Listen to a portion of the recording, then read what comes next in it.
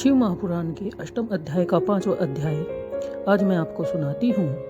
ब्रह्मा जी ने नारद जी से कहा, हे पुत्र, रेवा नदी शिव जी को गिरजा के समान अत्यंत प्रिय है। इस नदी के सभी पत्थर शिवलिंग के समान हैं, पूजा करने योग्य है। रेवा नदी के दोनों तटों पर शिव जी के असंख्य मंदिर हैं।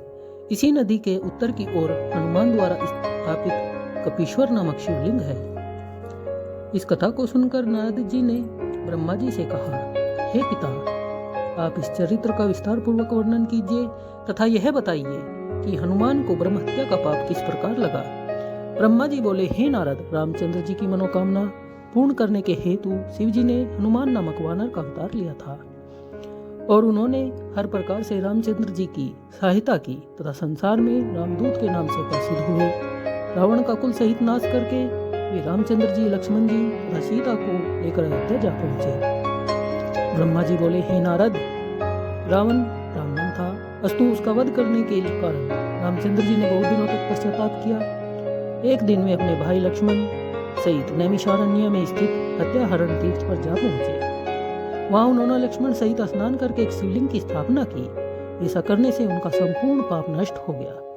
एक दिन की बात है कि हनुमान अत्यंत अहंकार में भरकर कैलाश पर्वत पर पहुंचे और शिव जी के दर्शन करने के हेतु आगे बढ़े। उस समय नंदीश्वर ने उन्हें रोकते हुए कहा, हे हनुमान, तुम शिव जी के दर्शन करने योग्य नहीं रहे हो, क्योंकि तुमने रावण जैसे ब्राह्मण का वध किया है। उसकी हत्या के कारण तुम्हें पाप लगा है। अस्तु, जब तक तुम अपने इस पाप से मुक्ति नहीं पाओगे तब तक शिव जी तुम्हें दर्शन नहीं देंगे। अब तुम्हें उचित है कि अहंकार को त्याग कर रेवा नदी के तट पर जाओ और वहां शिवलिंग की स्थापना करो। ऐसा करने से तुम्हारा पाप नष्ट हो जाएगा।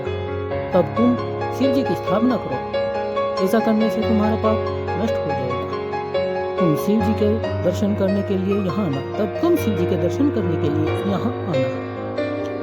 नंदीश्वर की यह बात सुनकर हनुमान रेवा नदी के तट पर जहाँ पहुंचे, वहाँ उन्होंने शिवलिंग की स्थापना करी और उसका भलीभांति पूजन किया तथा बारंबार स्तुति की। उस समय शिव जी ने हनुमान के सम्मुख प्रकट होकर यह कहा, हे हनुमान, हम तुमसे अत्यंत प्रसन्न हैं। यद्यपि तुम हमारे ही स्वरूप हो तो भी हम तुमसे यह तप इसलिए करवाया ताकि संसार में ब्राह्मण की महिमा स्थिर बनी रहे। इतना कहकर शिव जी अंतर्ध्यान हो गए और हनुमान के हृदय का क्षोभ भी नष्ट हो गया।